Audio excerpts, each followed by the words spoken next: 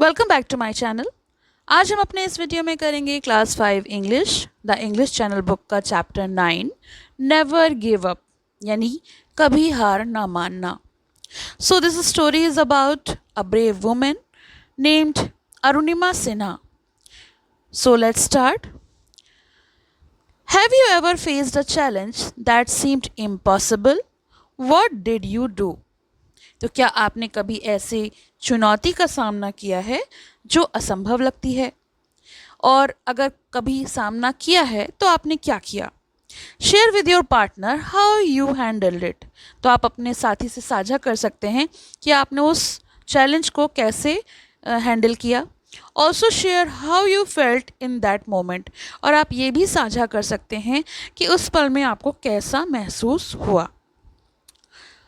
A permanent injury can make anyone feel incompetent and demotivated. अगर कोई चोट लग जाए, एक ऐसी चोट जो परमानेंट है, जो ठीक नहीं हो सकती, तो वो किसी को भी इनकम्पेटेंट का मतलब होता है अक्षम होना। अच्छा मतलब जिसमें हमारी क्षमता ख़त्म हो जाए उस काम को करने की।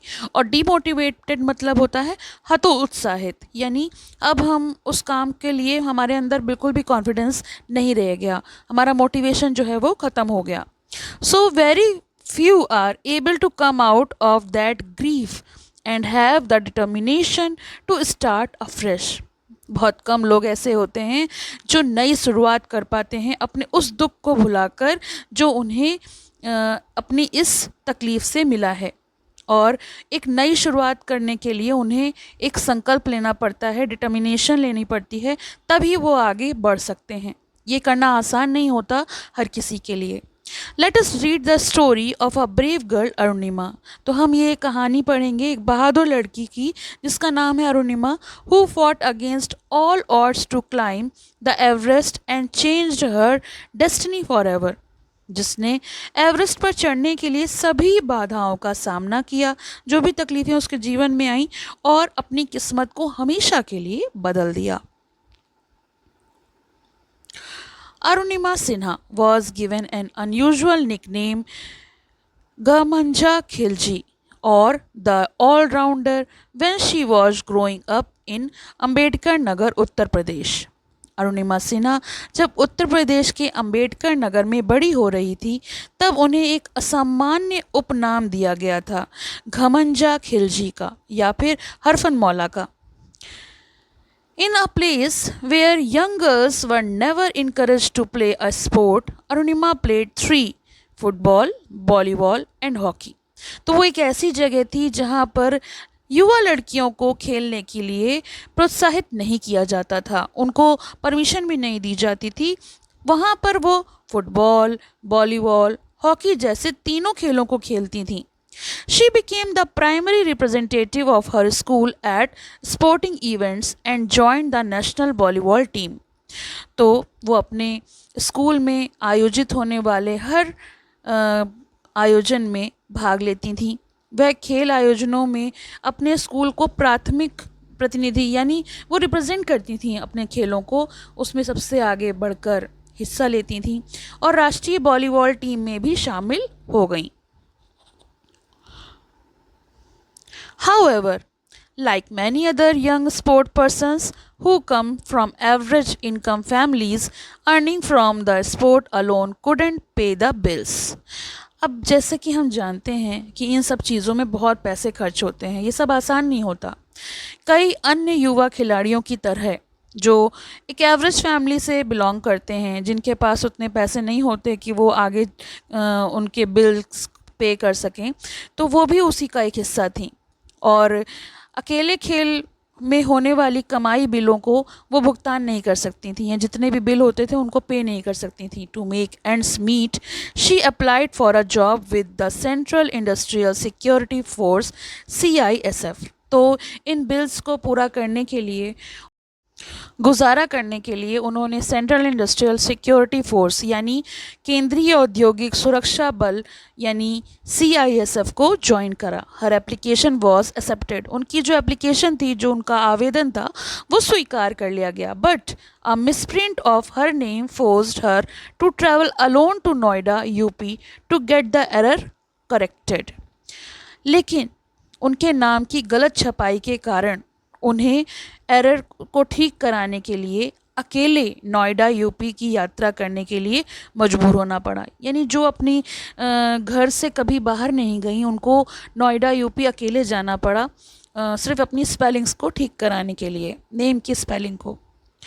On 11th April 2011, she boarded the Padmavat Express from Lucknow with a general ticket, a journey that was to change her life forever.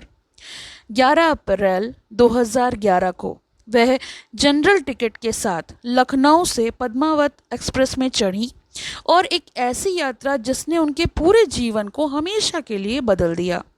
A young girl traveling alone in the crowded overnight train from Lucknow to Delhi, she was spotted by a gang of thieves. तो जो वो रात में यात्रा कर रही थी एक लखनऊ से दिल्ली जाने वाली भीड़ बड़ी ट्रेन में, तो वहाँ चोरों के गिरोह ने उन्हें देखा, यानी उन पर नज़र रखी। दे अटैक्ड हर, उन्होंने उस पर हमला किया। Assumed it would be easy to rob her like they robber the other passenger in the coach. उनको लगा कि उन्हें लूटना आसान होगा, जैसे कि उन्होंने कोच में अन्य यात्रियों को लूटा था। But when the young athlete fought back with all her might, the men became more aggressive and eventually pushed her off the moving train.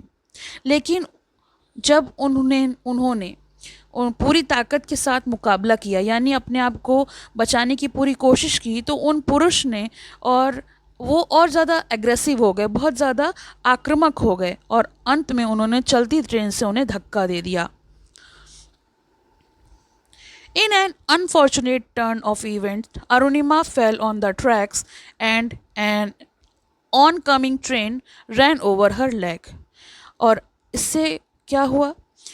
उस घटना से उनकी जीवन में एक दुर्भाग्यपूर्ण मोड़ आया।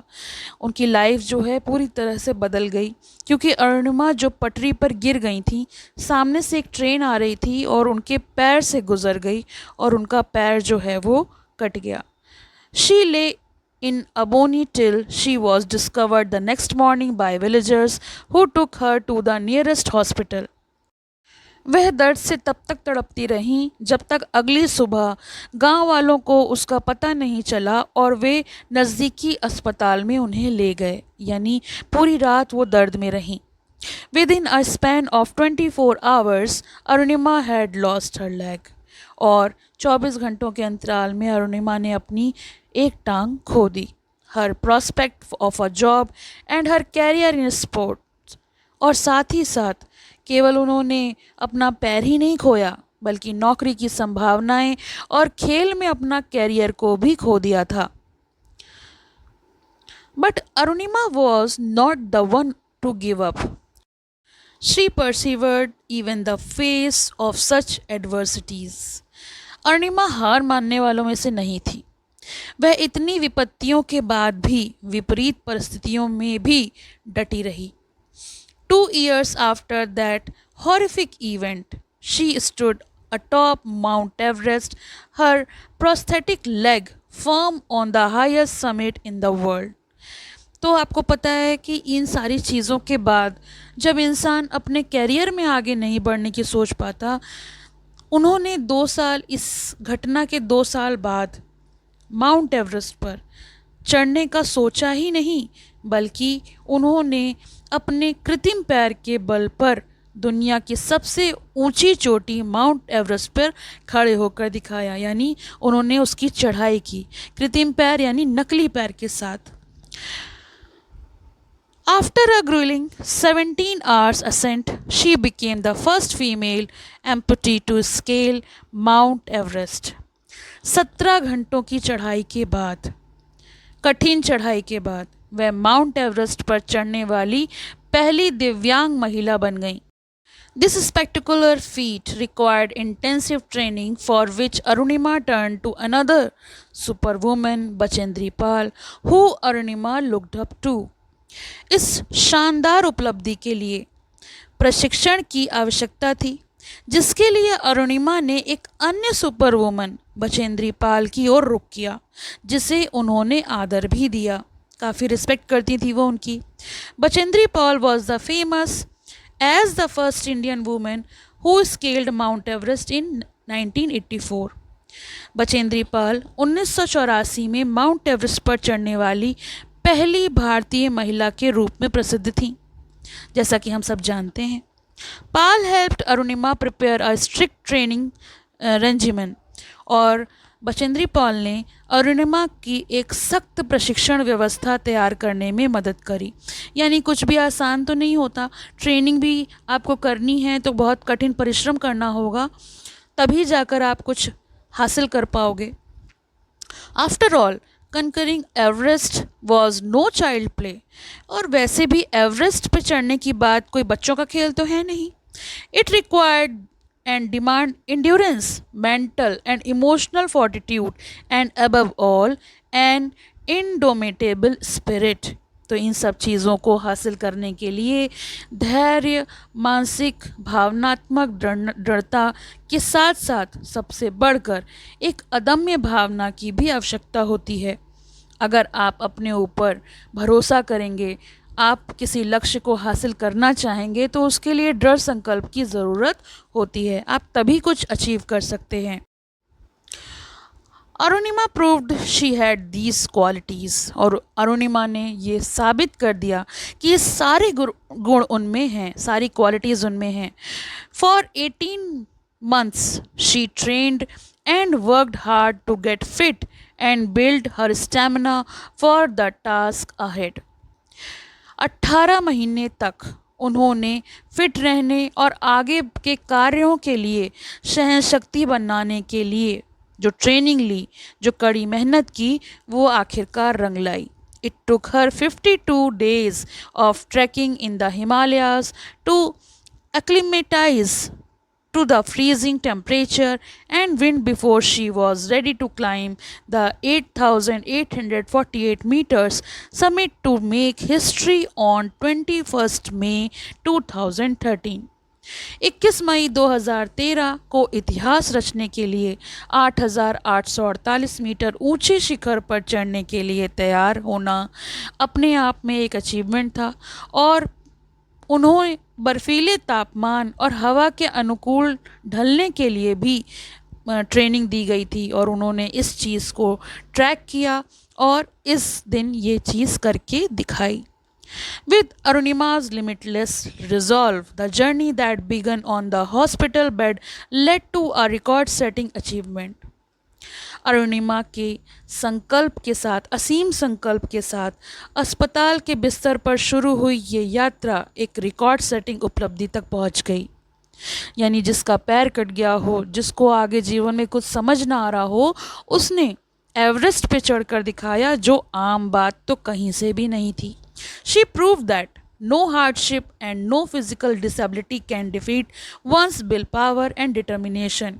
उन्होंने ये साबित कर दिया कि कोई भी डिसेबिलिटी, फिज़िकल डिसेबिलिटी या फिर हार्डशिप आपको, आपकी विल पावर को, आपकी डिटर्मिनेशन को हरा नहीं सकती।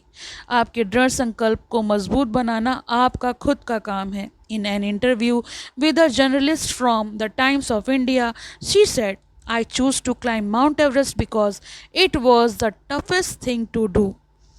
टाइम्स ऑफ इंडिया में अपना इंटरव्यू देते वक्त उन्होंने जर्नलिस्ट से कहा कि मैंने माउंट एवरेस्ट पे चढ़ना इसलिए चुना क्योंकि वो सबसे टफेस्ट काम था, सबसे कठिन काम था, इसीलिए उन्होंने ये काम चुना। Arunima now wants to help others realize their seemingly impossible goals, और वो अब ऐसे लोगों के लिए एक उदाहरण बन गई हैं जो अपनी डिसेबिलिटीज़ के बाद हार मान लेते हैं। अरुणिमा अब दूसरों को उनके असंभव प्रतीत होने वाले लक्ष्यों को साकार करने में मदद करना चाहती हैं और अपना उन्होंने खुद का एक एग्जाम्पल सेट किया है कि हमारी डिटर्मिनेशन मजबूत हो, तो हमारी विल पावर मजबूत हो तो हम कुछ भी कर सकते हैं। She has opened a free sport academy for the poor and differently abled. उन्होंने गरीबों और दिव्यांगों के लिए मुफ्त खेल एकेडमी खोली है जहां पर वो ये सब सीख सकते हैं। Her autobiography born again on the mountain the story of losing everything and finding its back was released by PM Narendra Modi in 2014। 2014 में पीएम नरेंद्र मोदी द्वारा जारी की गई उनकी आत्मकथा born again on the mountain a story of losing everything and fighting it back release की गई थी। Through it she hopes to inspire other to follow their dreams. और इसके द्वारा, इसके माध्यम से वह दूसरों को अपने सपनों को साकार करने के लिए प्रेरित करने की उम्मीद कराती हैं कि वो अगर कर सकती हैं तो कोई भी कर सकता है। From she can you can by Garima Kushwaha. तो ये जो स्टोरी थी ये she can you she by जो गरिमा कुशवाहा हैं ऑथर, उनके द्वारा ली गई है। तो आई होप कि आपको इसका एक्सप्लेनेशन पसंद आया होगा। इसका क्वेश्चन आंसर्स का लिंक आपको डिस्क्रिप्शन में मिल जाएगा, तो आप वहाँ से देख सकते हैं। और नेक्स्ट चैप्टर भी आपको जल्दी अपलोड कर दिया जाएगा, तो चैनल को सब्सक्राइब कर लें और बेल आइकन प्रेस करना ना भूलें, जिससे कि आपको न्यू वीडियोज़ के अपडेट्स मिल सकें। Thank you for watching. पसंद आया हो तो लाइक करें, शेयर करें और चैनल को सब्सक्राइब करें।